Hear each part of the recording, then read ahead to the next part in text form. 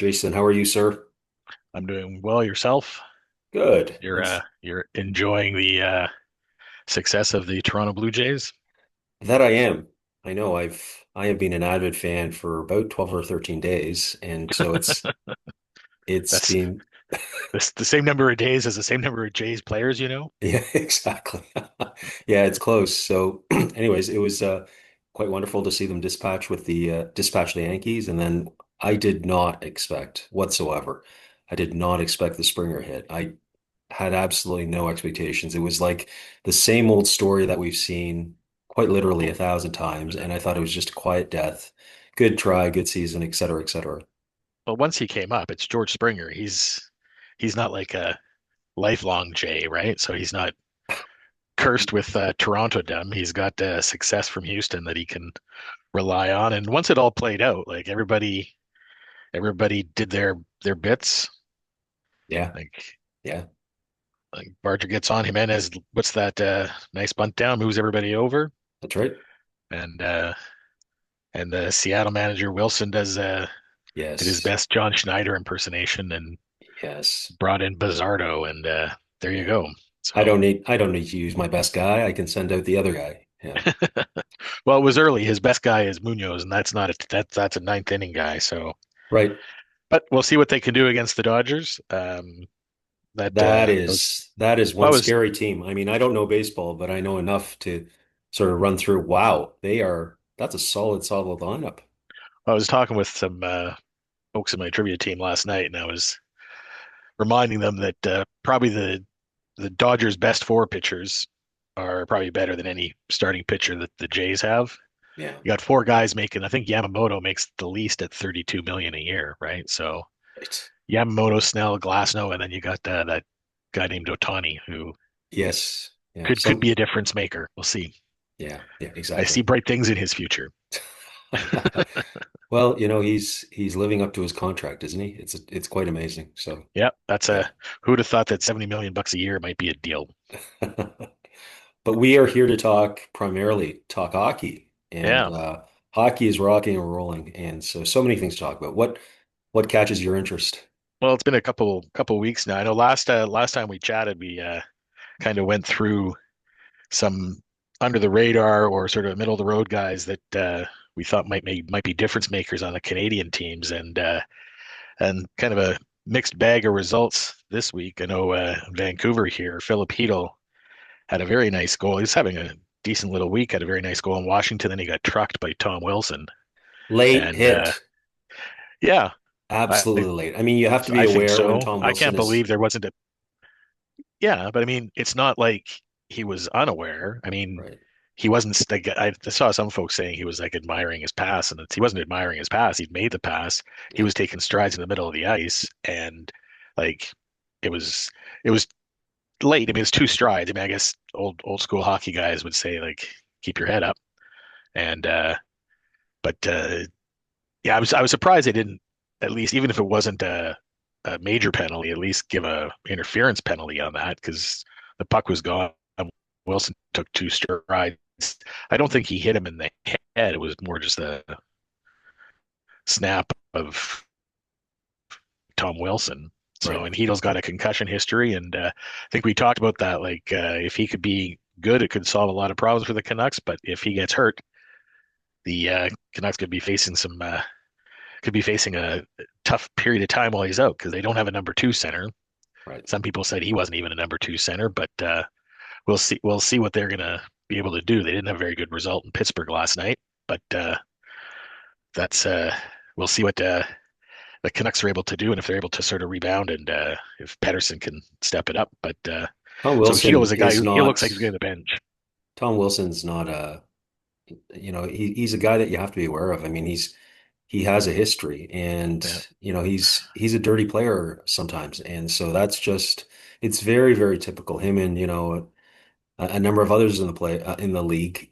You can expect this nonsense from them, right? So yeah. Well, I mean it's a late hit, but is that nonsense? Like that's those kind of guys are the guys that they're if they're on your team, everybody loves them, right?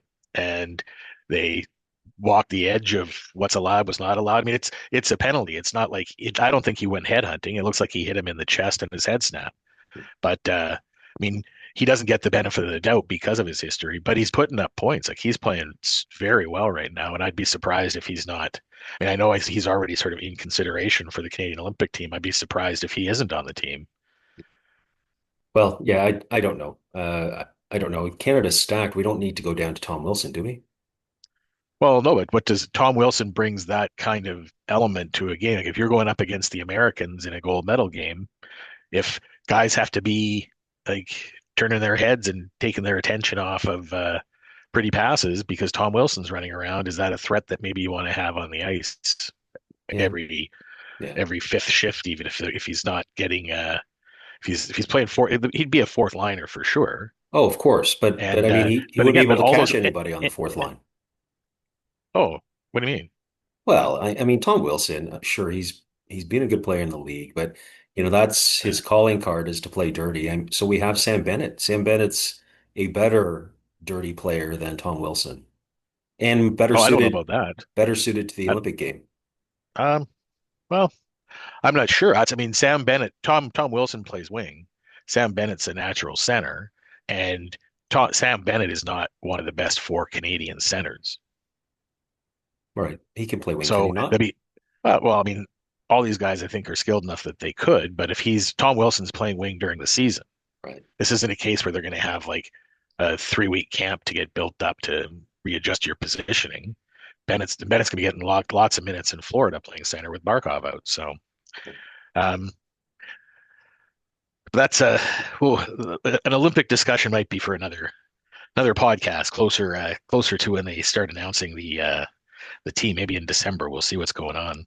How's in Vancouver? How's Pedersen doing? The No, he's well. I mean, last night in Pittsburgh, he didn't have. Uh, I think he was on the ice for like 15 minutes, 9 minutes of it in 5-on-5 time. They were doing some analysis today uh, on the station when they were coming in, and it seems to be a pattern. Like he's not getting a lot of the ice time. He wasn't. He and Garland uh, had a very good first period, and so it was a uh, bit interesting to sort of see what Adam Foote did with ice time in the second and third periods, and Pedersen was not winning faceoffs, and that's it seemed to be that anytime there was a faceoff that Vancouver needed to win, they were throwing out Atu Ratu, who's like he was considered kind of a throw-in in the Bo Horvat deal, and he could end up right now being their number two center. I think ice time wise, he was their number one center Hmm. last night in terms of particularly 5-on-5. And he's getting penalty killing time. He's getting the faceoffs. He was only 50%, but like that's better. Pedersen, I think, after the first period was like, or maybe sometime in the second period, I heard a stat like he was like 2 for 11 or something like that. So if you're only winning 20% of your faceoffs, it's tough for the coach to put you out, particularly in the defensive zone. And in the offensive zone, if you're hoping to sort of stay in the other team's zone, the best way to do that is to win the faceoff, win the puck, gain possession in the zone, right? And if he's not doing that, the other team can just dump it out. has he So traditionally been such a weak face-off man? no, but it's something he was working on. I don't think it's never been sort of like nobody would say it was his strength, Right. but he was never bad at it. I mean, if you're kind of in the 48 to 50 range, Sure. Yeah. that's decent. I mean, you're ideally what are the best guys doing? Like 55, 60%. Yeah. Yeah. Top guys. So Yeah. yeah, so those are the guys that you want to be you can rely on, and better than even chance you're going to come away with the puck in the faceoff if you're in either zone, whether it's defensive or offensive. Like Yeah. right now, if he's not winning faceoffs, I understand why Foot would be reluctant to throw him out there, Yeah. but he's still their best center. Like that's what's interesting is like, do you give him a chance to play through this, particularly in a game when they were down 5-1 in the third period? Like if the game's already lost, why don't you give him more ice time, see what he can do with it, see if he can sort of work himself out of it. Like he's not going to get better at faceoffs if he takes no faceoffs. I guess he'll get better because his percentage won't change. Well, what choice do you have but for him to get better? I mean, that's just completely untenable. He's being paid like a proper 1C. So Oh it yeah, is what for it sure. is. It is what it is, Yeah, right? Yeah. yeah. Yeah. I mean, out where you are, I think last week we talked about I talked about three guys who Uh, with Morgan Frost in Calgary, Mangiapane in Edmonton, and McMahon in Toronto. All those guys who had sort of were getting some ice time seemed to be getting off to good starts, and I think all of them went 0 for this week Right. in terms of points. So it's like they've been identified and they're not making a difference. So I mean, Mangiapane's still getting the ice time in Edmonton with those wings, but I think they just called up their young guy that they got from Tampa, Isaac Howard, and he Right. had a goal the other night. So I'm wondering if he's going to get more run with either uh, McDavid or Draisaitl, and if that's going to end up cutting back on Mangiapane's time. Right. Morgan Frost, I mean, the he's got 2 points in 7 games, so that sounds bad. But then you look and you go, hey, he's tied for third in team scoring because Okay. Calgary can't score, right? So they've got 12 goals in 7 games. Right. So not even averaging 2 goals a game. Like you're not going to win a lot of hockey if you're not getting more than 2 goals a game, unless their goalie stands in his head, which he did last year. But he's gotten off. Dustin Wolf's gotten off to a little bit of a slower start too. So, Right. but the one So guy that's kept going that we identified was Shane Pinto in Ottawa. I think he had 3 goals in 4 games this week. So that's good to see. And he's going to have to step it up because Kachuk's out for, what is it, 8 weeks, 6 to 8 weeks with a thumb, had right. surgery. Right. Yeah, So Ottawa. So Ottawa, Olmark is, I guess, their number one. He's getting paid like number one. Is who's their backup? they got I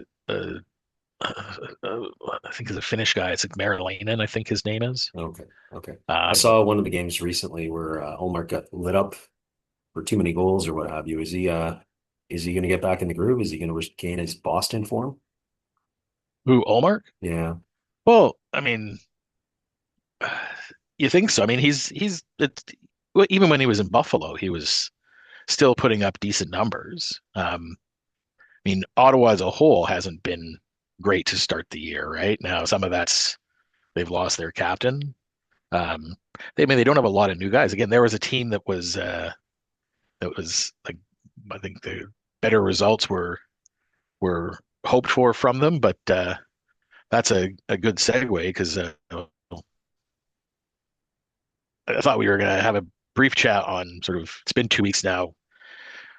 What are some positives? What are some negatives? And should we be expecting trends for certain teams to continue? And just again, looking at the Canadian teams, We got to uh, talk about the Leafs, well, the Toronto I Maple was going to Leafs. Let's do I was going to that. say Edmonton, Calgary, and Ottawa are all like under 500. Calgary's got 2 points. Ottawa's got 4 points. Like the Leafs are at least 500. They're treading water at 3-3-1, right? Okay. So, So we're and talking about the they might Leafs. be The they Leafs. might Come be on. they might be drunk on Blue Jays too, right? Like, Stolarz calling out his incredibly soft team. So you know what hurts as someone watching this, endless futility, right? Like it's so I realize it's only the regular season, only the beginning of the season, but I know that Carlo, the defenseman, isn't sort of the toughest guy, but I guarantee you, when he was playing in Boston, that if somebody had done that to Swayman or any of the Boston goalies, he would have gone after them. And on the Leafs, it's completely acceptable not to go after them because on the Leafs, the stars get paid and they can float around. They get all the ice time without any sanction. And then you've got our bright and shiny acquisition, Dakota Johnson. He's getting 10, 11 minutes a game. Nicholas Waugh is getting about 10 or 11. He moved up to about 14 last night. But, despite what Craig Berube says, like the soft guys get paid and you just got to keep your nose clean, let guys beat up on your own players and don't worry about it. It's not a big deal. well, and that's I mean one of the things that through the last 6 years of watching the Leafs in the playoffs, they've talked about sort of team toughness. You're pointing to the fact they don't respond. Like I don't think the Tampa teams that went to 3 consecutive cups or the Florida teams that have gone to 3 consecutive cups and won the last two are like they don't have big bruisers, but they've got team toughness. When anything happens to somebody in Florida, the whole team doesn't matter who's on the ice, the whole team responds. That's right. Um, That's right. Same like Tampa did that too. You're always kind of surprised with Tampa and that's they had guys like Barkley Goodrow and Coleman, who's now in Yep. Calgary. Yep. Nick Paul's there now. Like he's a guy who from Ottawa sort of demonstrates every time he has to sort of get his nose in there, but also the stars like Braden Point's a smaller guy. Kucherov is a very skilled guy, but those guys don't. I mean, they don't drop the gloves, but they also grabbing somebody and Yes. Yes. letting them know that's not going to be acceptable. Yeah. Like that was one of the nice things when Heedle got trucked. At least you sort of saw the Canucks. Like they've had the same thing going on with that the Leafs have had for years, which is somebody gets run over and nobody sort of immediately responds on the ice. When Heedle got hit by Wilson, there was like everybody on the ice grabbed somebody from the Capitals. Right. So like there's that kind of like response, like we're going to stand up for our guys. And I mean, again, I don't know. I mean, that stuff comes from the top down. Like, does Austin Matthews ever is he the first guy into a melee when Stolarz is hit or when somebody gets boarded? Like Yeah. he tends to cruise into the pile and starts chatting with somebody.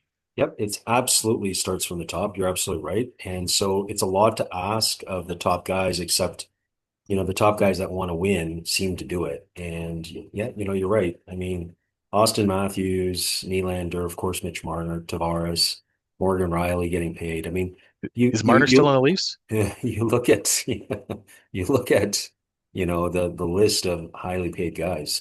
No, they expected other guys to carry the water for them. They expected other guys to jump in, and yet they didn't show any toughness. And they can't. I mean, they don't want to show toughness, is what it is. It's what's what I found absolutely hilarious was Austin Matthews answering the question.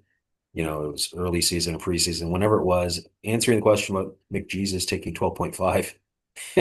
The guy's talking himself into sort of the corner that he probably didn't want to go to and just said, well, he just really wants to win, which then begs the question. Yeah, okay. Okay. That's why you were asked, Austin. So, anyways, he's obviously a very good Yeah. scorer, but I But think but I think but the so but Leafs need a here's leader. yeah, no, but here's the difference, like sort of talking about like the Leafs are not off to a great start, but they're still 3-3-1. So they're finding ways to get points. This is something that undid Vancouver last year, was their performances in overtime were terrible last year. Or they just even didn't even get to overtime. But they were terrible in overtime last year. I think they had like 14 overtime losses. So that's that. I mean, if they would have had half of those, Yeah. they would have made the playoffs. So like the Leafs are finding ways to get those overtime wins.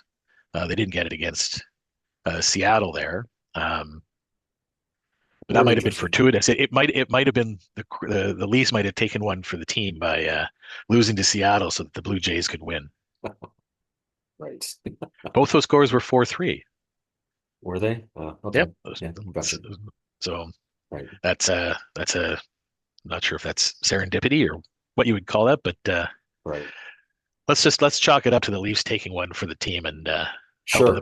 helping the Blue Jays advance. Sure. Sure. Yeah. Yeah, Not just I mean, being but the a but the weak team Leafs are better themselves. off. I mean, the Leafs are better off right now than Ottawa and Calgary. I mean, Ottawa's got injuries; they got Pinto going well, but like you've asked about Allmark, but I mean, again, I think losing Kachuk. I mean, Kachuk's the sort of he's the leader of that team, and that's again, there's that sort of leader toughness that Toronto might be missing. That Right. is he has in spades. Like nobody's gonna think that if they ran Allmark, that Kachuk isn't gonna, if he's on the ice, that he's not gonna be doing something.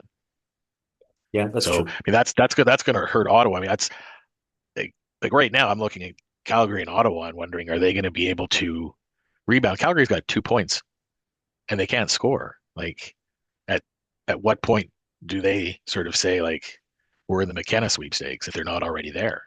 Right. And what's the magic date that they always talk about if you're not close to the play Thanksgiving? if you're not in the playoffs or close to the playoffs by American Thanksgiving. That's right. Yeah.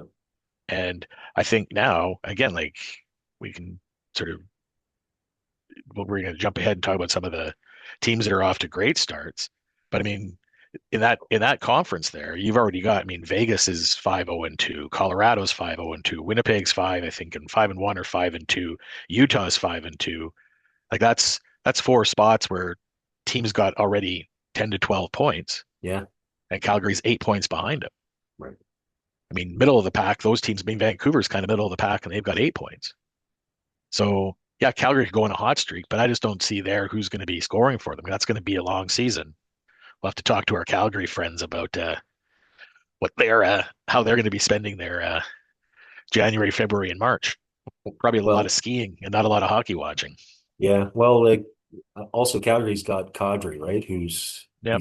he's going to be a UFA and a little bit older, would like to go to a Well, winning team. I don't think he's almost a UFA. I think he still has because he signed there for 7 years. I think 3 years ago Oh, he's got that much time After out. Okay. Colorado won the Cup. I think he's still got 3 or 4 years. I mean, he's a trade candidate, but he's kind Oh, of is he? said he wants to stick around. But I mean, Calgary's got Kadri. If Kadri's their number one center, he's 33. Backlund's their captain and number two center. He's 35.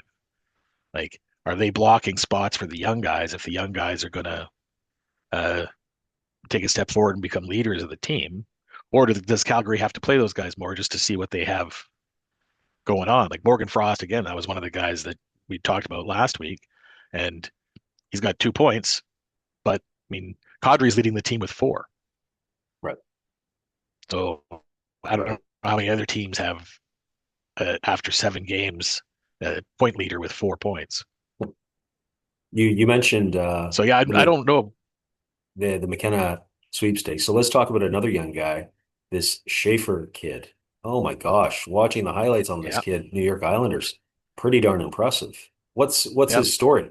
There's a team that can't really score. Well, I mean, he was the first pick overall last year, and it was. I mean, I think there was a little bit of chat about maybe Michael Missa from Yes. your Greater Toronto hockey area there being the number one pick. But I mean, everybody's looking for like number one defenseman, and he looks like he's going to be a number one defenseman for 10, 15 years for the Islanders. I mean, Yeah. what was I was reading the stats. I mean, he's played 6 games. He's got points in every game, 7 points total, and that's I think he Kale McCarr had points in his first 5 games. I think the record that Schaefer's now tied with is a guy named Marek Zhidlicki who came over from Europe. He was kind of a sort of an established. He came over it as an older kind of rookie who'd been playing professional hockey. Like Schaefer's just come right from the OHL. Right. He's stepping in, and he's not going to see the AHL ever. Right. And I mean, barring some conditioning stint after an injury or something. Yeah. But no, he looks fantastic. And I mean, it's kind of nice. I mean, the Islanders are like a historical franchise. They've been kind of down in the dumps. They had a couple like playoff runs during COVID there. But there's a team that can't really score. But I mean, there's a guy who's going to be able to drive play for them from the back end for years. And I Right. mean, he's doing this with 6 games of NHL experience. Like Phenomenal. we can only imagine what it's going to be like. I Phenomenal. don't you don't hand out the Calder Trophy in October, but I'm trying to think of another rookie who is uh, putting up numbers that are even closer, drawing that kind of attention. Well, I mean, and defense is a difficult position to play. I mean, yeah. so you're playing against the best forwards in the world who are strong and amazing Well, edges and they're savvy. And for and him it's to also do this, it's not like he's insulated because the Islanders traded Dobson to Montreal. So they cleared the way. I mean, here we're talking about like Calgary. Are they going to clear the way for some of their young centers to maybe like get a little bit more ice time so they can see what they got? The Islanders drafted a kid that looks like he's going to looked like he was going to be a stud, looks like he's going to be a stud, and they cleared a path for him. And they said we're just confident in this guy. And I don't know if that plays into him getting confidence because the team is saying to him like, "Hey, our number one guy, we're going to trade him to Montreal, and like we're going to let you run with it." And I mean, he's insulated in that I think he's got.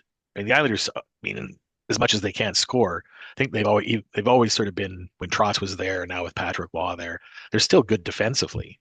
And I mean, they got veterans like Scott Mayfield, Ryan Pulak, guys that sort of like know how to play, like veterans who know how to play defense. So it's not like everything's falling on Schaefer, but I mean, he just seems unfazed by the fact that like he's in the NHL. I mean, in the story, he's an easy guy to sort of cheer for. Like during all the sort of draft, the build up to the draft, the stories about him losing his mom to cancer and just his relationship with his billet family. And I mean, he just sounds. And when you saw him interviewed, he just sounds like he's 18, but he's light years ahead of 18 in terms of his maturity and his understanding of what his role is going to be on the team. Right.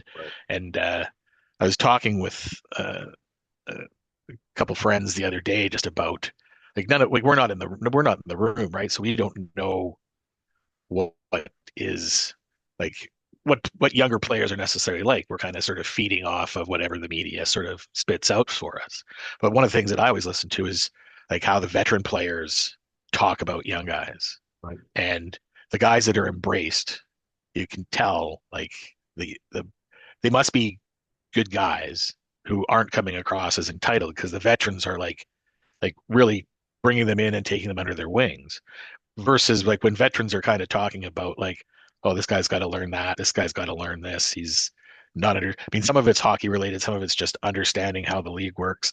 Like when you're not getting sort of effusive praise from your veteran colleagues, it probably means that something is is amiss. Right. And that's when you see guys like, I mean, Trevor Zegras now is in Philadelphia. Like, I don't know what Zegras was like in Anaheim, but I mean, for a guy with that level of skill, he they seem to be okay moving on from him. Right. Yeah. And I mean, and he got traded. I mean, Cutter Gauthier got traded to Anaheim from Philadelphia. He didn't even, I think, like he didn't want to be in Philadelphia. And like they found a way again, like we're going to move off of this guy. Well, like I don't think the Islanders are going to be moving off of Schaefer anytime soon, Yeah, right? So he seems to have some nice poise. I saw a clip of him getting interviewed, and he said that just a couple of weeks ago or whenever it was, he was speaking with Jesus, and McDavid got some sort of award or something, and he had run out of things to say to McDavid, and ended up saying something like, "Hey, I'm proud of you." Like a rookie who hasn't stepped into the conversation. It was his turn to say something. He was blank, so he just said, "Yeah, I'm proud of you." It's and so yeah, yeah, you know, that's this just reminds me of this is not a hockey story, but it's a New York rookie story. So the quarterback in with the New York Giants, Jackson Dart, who's been fairly good the first three games that he's played here, was I heard Eli Manning was interviewing. So Eli Manning, like New York Giants legend, is I guess talking to Dart in the preseason and sort of said like, hey, you know, if you need anything, like feel free to reach out and give me a call. And and I guess Manning said like Dart called him up one day and Eli's getting prepared for like some strategy or some sort of technical question about reading defenses. And Jackson Dart asked him if you can get reservations at a hard to get into restaurant in New York.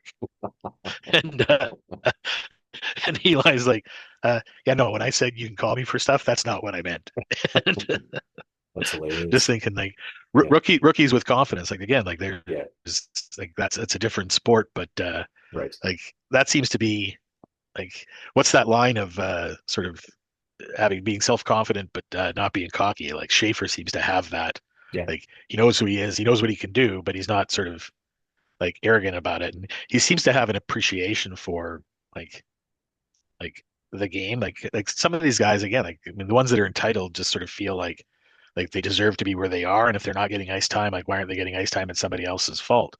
Where like the true guys that are going to be leaders on your team are kind of like they don't take it for granted and they come to the rink every day like wanting to earn it. Like yeah, that's one of the things people have said here about Quinn Hughes, right? Like from day one, like he's coming in here and like he knows kind of what's expected of him, but he also knows he's got to work.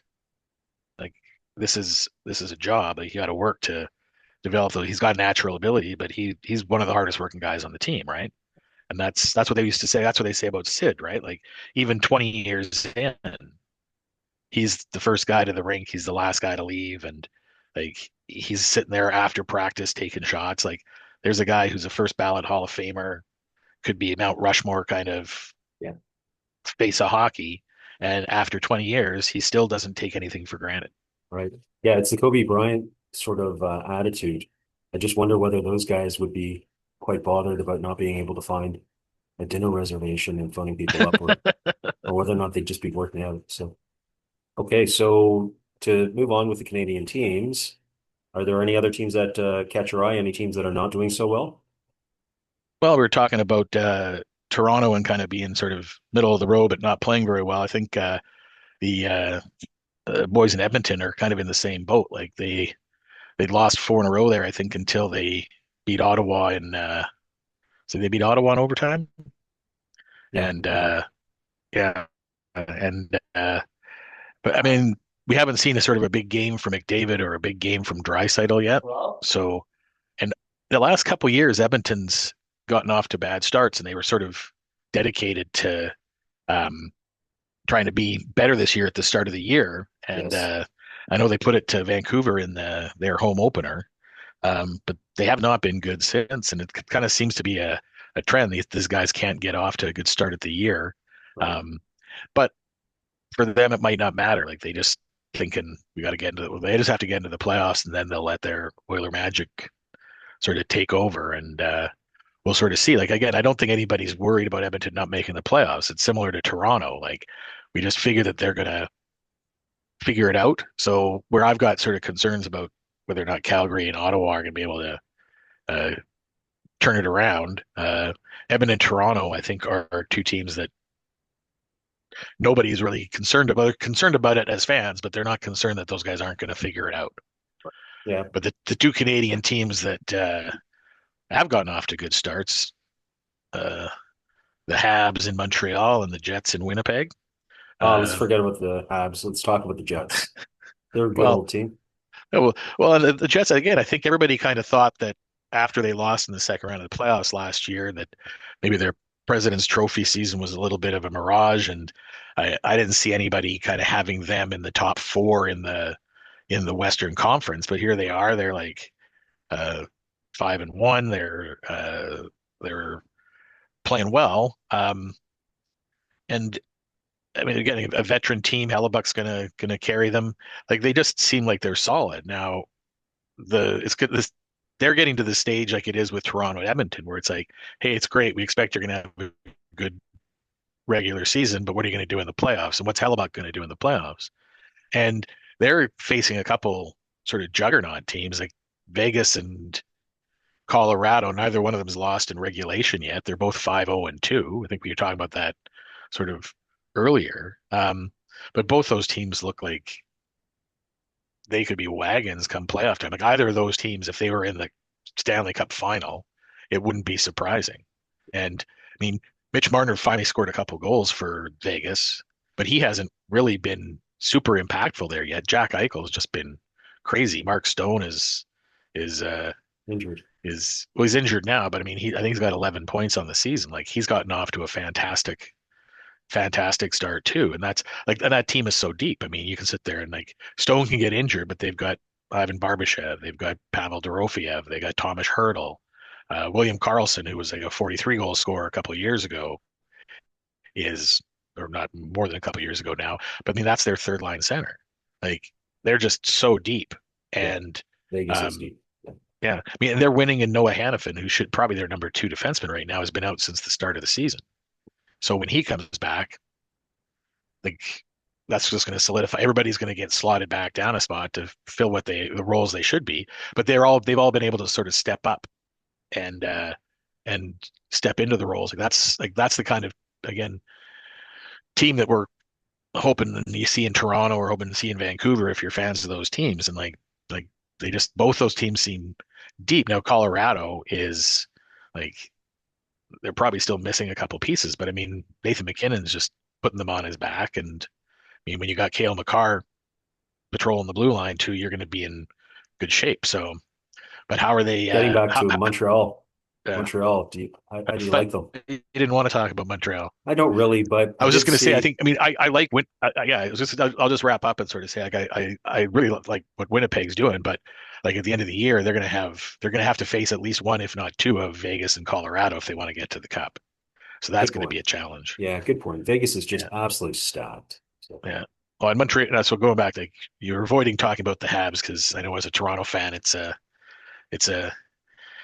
how about the catch and difficult to pass? talk. The catch and pass, and of course, it's just regular season beauty, but still impressive nonetheless. They were Lane and Demnadov, I can't pronounce his name. They were playing keep away against a team, and they were cycling along the boards. They weren't actually, doing the rough and tumble, but they were moving their feet and it was sort of back and forth, back and forth. I forget which team they were schooling there, but that's impressive. That's great. Wow. Well, I mean, they've got a lot of skill on that team. Like that's like Demidov is probably, I mean, he'll be a top six player for sure. I think he's only getting third line minutes right Okay. now. And I know you were, I think the last time we talked, you were wondering if Montreal was going to pay Hudson, if they were going to overpay Hudson. And I think a day later or 2 days later, he gets a deal. What's it, 8.85 for 8 years?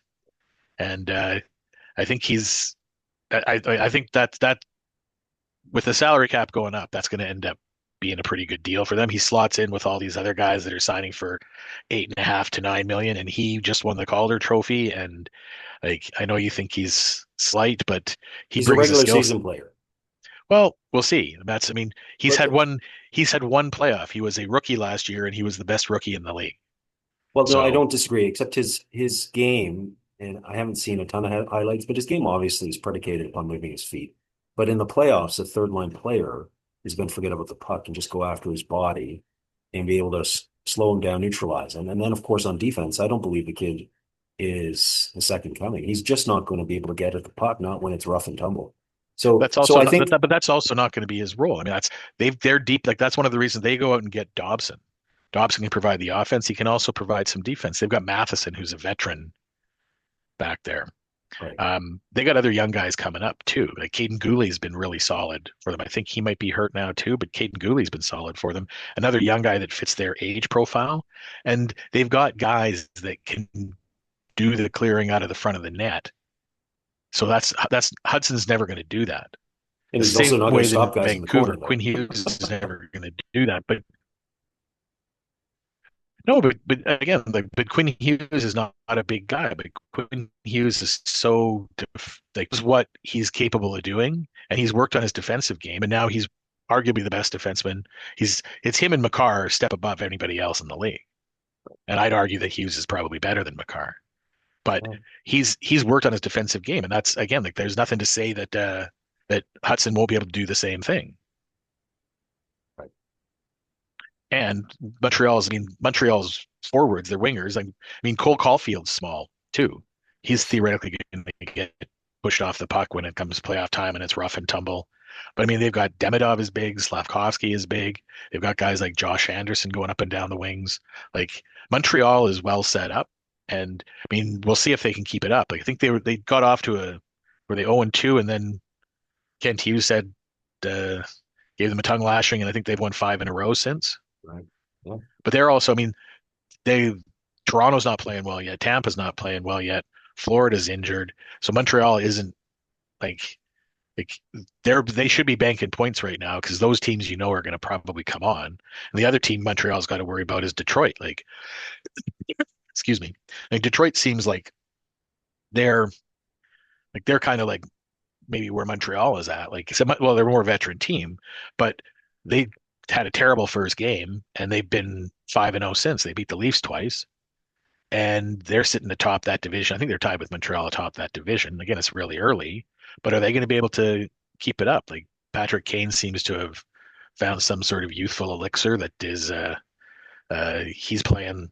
Like he might be playing himself onto a position on the U.S. Olympic team. Um, but Dylan Larkin's been off to a fantastic start. Like, are they going to be able to keep it up? Like, the nice thing for Montreal and Detroit is I don't know if the East is as stacked as the West. Like, I kind of look at the West, like Vegas and Colorado. We were talking Vegas and Colorado are crazy good. Winnipeg's got off to a great start. Utah's got off to a great start. We haven't seen the best of Dallas or Edmonton yet. So like I think we talked about a couple of weeks ago, like there's 6 teams that are probably sort of assured to make the playoffs. And you've got St. Louis is a big team that I don't think we've seen the best of St. Louis yet either. Like I think the West has got the better teams, but so the East is. I mean, you want to start banking points because It seems like there's more parity out there. Carolina's been good, as has New Jersey. So I mean, those two teams are probably going to be playoff teams in the East, but there's only 8 spots, and again, I'm still thinking that Toronto and Tampa and Florida are gonna come along, but we'll see how the season progresses. Montreal and Detroit have gotten off to very good starts, and we'll see how if they're able to keep it up. And if they are, then a couple teams might not make it. Another team that seems to be making a push to get into the playoffs again is Pittsburgh. They just put it to Vancouver yesterday. They had a terrible first period, but they dominated the second period and then just played out the third period and put their 2 points in the bank. I think they're 5-2, and like people were looking at them as being a definite seller. Well, if they keep playing the way they are they going to move Rust and Raquel? I mean, they probably should, but do they want to give Crosby, Malkin? I mean, this is probably Malkin's last year in Pittsburgh. Um, there was talk that they might move him too. Like, if they're going to keep playing the way they're playing and giving themselves a chance, is anybody going to say, "Hey, let's break up the band"? I don't think so. It might end up long term not being great for the franchise. It would surely keep them out of the McKenna sweepstakes, which would eliminate the possibility of Mario to Sidney and Sidney to Gavin McKenna as a center ice generational talent every 20 years coming in. But Yeah, we'll so I see. saw I saw some of those clips about Sid, Letang, and Malkin being one of maybe it's the only trio, but anyways, having played together for 20 years, and so that's obviously something that's important to the three guys. But yeah, I mean, what benefit would there be for Pittsburgh if they made the playoffs? They just don't have the team to make it, not unless they're playing injured teams, not unless they get wickedly lucky. But the Stanley Cup is 4 rounds. Maybe they would make it to a first round seventh game. Yeah, no, I mean, I agree with you. I don't think like, but again, the East looks like it might be like there doesn't look like there's a juggernaut in the East. Like because Florida's lost Barkov, like everyone was Florida was the standard, then probably Carolina was next, and then there was like teams that looked like again Toronto and Tampa were they going to be prepared to sort of battle those other two teams. Um, Well, if but those teams Florida are for taking a step Florida, back, Kachuk comes back, plays in the yeah, U.S. in Olympics, and then December, Barkov will come back by the end of the year. Barkov won't be back until the playoffs if he's back at all. Right. They're going to look. My guess would be that Barkov's going to go on season-ending LTIR at some point here, so they can go acquire a couple more pieces and take another run at it. But they might not do that until they see how Matthew Tkachuk is when he gets back. I mean, because if Tkachuk comes back and then has a setback, and you're out Barkov and Tkachuk, do you maybe sit there and go, "Hey, you know what? We had a good 3 year run here. We'll see what our guys can do." And again, they're a physically tough team. They're built for the playoffs, but they're going to have to get into the playoffs. Are they going to have enough points by then? I mean, we think they will. Same thing again. It's like we were talking about, like Toronto, Tampa. Like they're not playing well right now, but you're just assuming that those teams are going to eventually gather enough points and start playing well enough that they're going to be there in the end.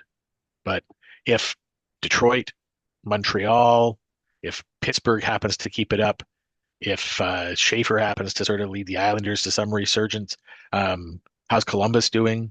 Like, I think that Metropolitan Division is pretty like. I think it's the last place team has got 6 points. The top place team, Carolina's got 10 or 11 points.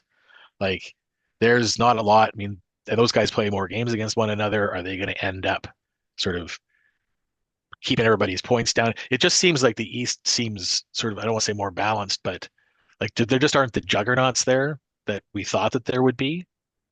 So, and it may just be again like a team like Toronto, if they go on a heater mid-season, is that going to like vault them up the standings and now they're in first in the East and they're solidly there and they're preparing to, are they going to make moves then to solidify their team as opposed to again like a team like Florida is probably going to be needing to look at some help up front unless guys like Lundell and Mackie Samoskevich and some of the younger guys sort of fill that void that's missing with Kachuk. And if Kachuk comes back and he's back to being the same guy, I mean again he won't have been playing. He'll be joining everybody else who's in midseason form, and he'll still be getting into shape. Now that might leave him in great shape come the playoffs, but again they might have to will they be making the playoffs? Will they have enough points? Again, I think that they will. Same as we're talking about these other teams. Like we're expecting the regular kids to still step up and make the playoffs. But if Detroit's finally taking that other step, like there's another that somebody's going to have to miss the playoffs then, right? Yeah. Is that going to be if we think Montreal is going to make the playoffs again? Is that going to be Ottawa? Again, I think Columbus looks like a team that's coming on. Like they had a really good game against Dallas the other night, and I mean there was a team that was kind of the prognosticators at the start of the year were saying, "Hey, watch these guys." There, Columbus was kind of the team in the East, and I think Utah was the team in the West. And everyone's kind of like these guys, if everything comes together, should be a playoff team this year. The Utah Mammoth in the playoffs. Wow. Yep. Well, Yeah. they're 5-2. They're playing really well. They look good. Right. They're three lines deep. They've got some really solid. They've traded for some like not flashy guys, but that's like Nate Schmidt, who is not flashy, but played super well for Winnipeg 2 years ago, played well, got a Stanley Cup with Florida last year. Yes. He's now in Utah, right? And they picked up Sergachev from Tampa last year. He's coming back. He looks good. Like then they got guys like again, like solid guys like John Marino and well, Schmidt's there, but they got that young guy, which I think is Dmitry Simashev. Like he's another young defenseman who's getting some ice time. And they got Oli Mata, who was again a veteran defenseman with Pittsburgh. I think he won a couple cups in Pittsburgh in 16 and 17. Then he's been toiling in like Detroit and Chicago, and but now he's there. I think he was there last year too. Like an unspectacular D, but that's I remember when St. Louis won the cup in 2019. Like guys made names for themselves. It's like, hey, that guy is actually pretty big. He's got a pretty long stick and he plays pretty solid D. Yeah, he's putting up 25 points, 20 points, but we're not expecting him to put up more. And if that's how Utah has kind of built their team on that kind of model, like they've been very gradual about it. And I mean, the nice thing for fans in Utah, not of Arizona, but they now have an owner who's probably prepared to spend some money because it's not the league bankrolling it or bankrolling it. Like you got an owner who's prepared to spend some money. So when it comes to playoffs, if they're needing to add pieces, they'll be able to do that because they've got a bunch of young guys still on ELC contracts. Like Dylan Gunther's cheap, Logan Cooley is cheap.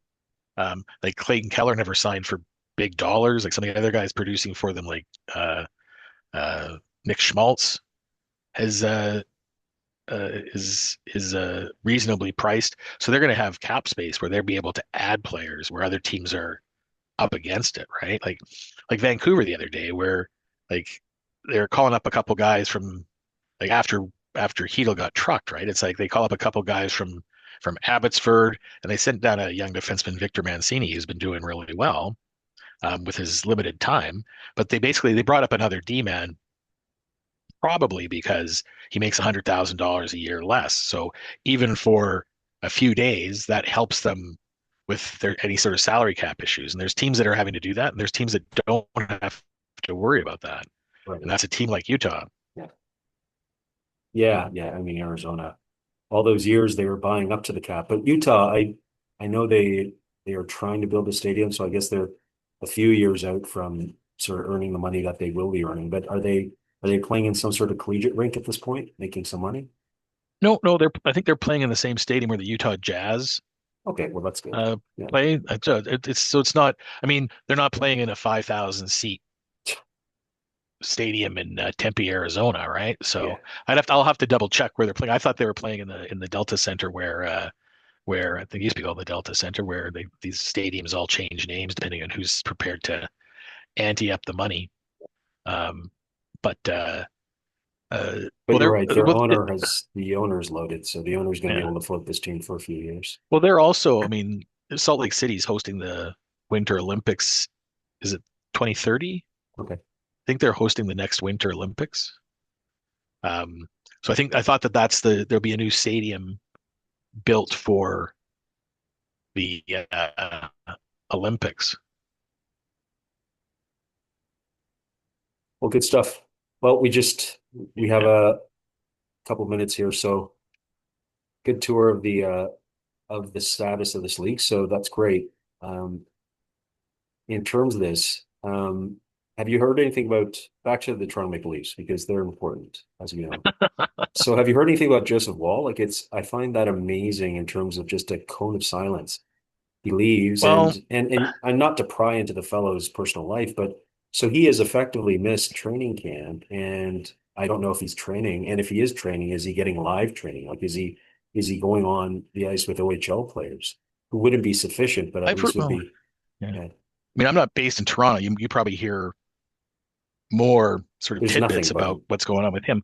Well, I mean, I think it was about a week and a half ago. I remember it was the guy. I think it was like on the Real Kipper and Bourne. I think Justin Bourne and Nick Kyprios were kind of throwing out there this exact same question, like, well, what's going on with Joseph Wall? Because that's like, is Toronto going to need another backup? But they went and signed Reimer, right? So they're, I mean, Reimer's a serviceable backup, right? No, no. And They signed him to a PTO and let him go, and then oh, they picked up Primo, Caden Primo from the oh, that's right. Montreal. Yeah, that's right. Yeah. For So Montreal. yeah. But I mean, they haven't been playing him. I think he's had one game, hasn't he?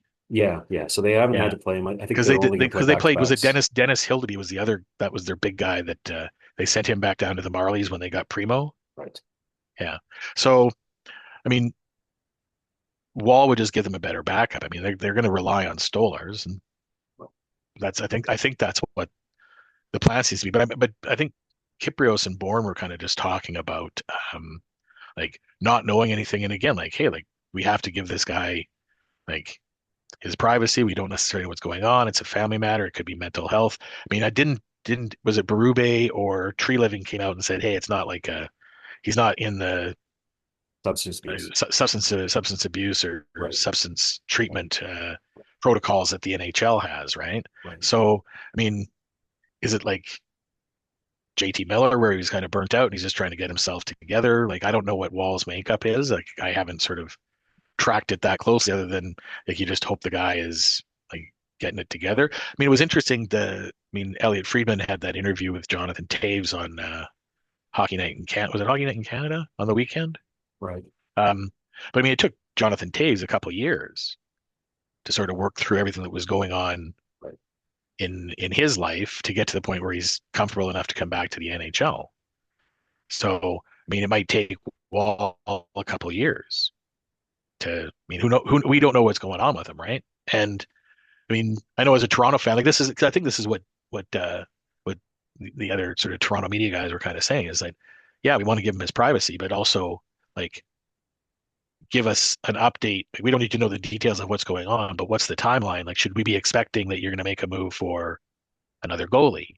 Are we expecting, like, as a fan, what's going on with our team and what's going on with this position and what should we be thinking about?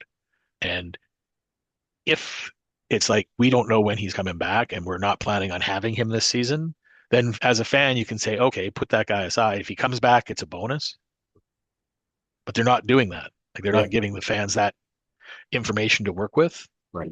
And again, I mean, it's a balance, right? Because you don't want to be sort of impinging. Because again, if you say we don't expect him back this year, there's still going to be speculation from the fans as to well, what the heck is going on. Right. And even if he does come back, is he going to do this 2 years from now? Like, how much do you invest in somebody like this? And that's a fair business question. Like, Yeah. if somebody like again, like let's just using Jack Eichel as an example, when he has sort of his neck issue and he's wanting to get surgery on it, and if he doesn't have surgery, it's never going to be fully healed, and is he really going to be able to play? And the surgery that he wants to have is experimental, but it might give him sort of like more sort of freedom to become the player that he wants to become. Like those are all like again, it's somebody's personal health decisions that are getting bandied about, and we can give everybody space to let them do what they want to do. But as a team, it's kind of going, yeah, like Buffalo fans had a right to sort of say, like, is he coming back to us or not? Ultimately, he didn't. But like, it's fair, I think, as a fan to be able to ask that question. I mean, you might not get all the answers you want, fans, just to know, like, should we be expecting something or not? We'll have to leave this for another episode, but boy, Yep. it certainly deserves discussing. The Buffalo Sabre fans, my goodness, they get a rough ride year after year. I mean, they're down the street from us, and so Toronto fans flock down to watch not only Leafs but also other NHL games at reasonable, rational prices.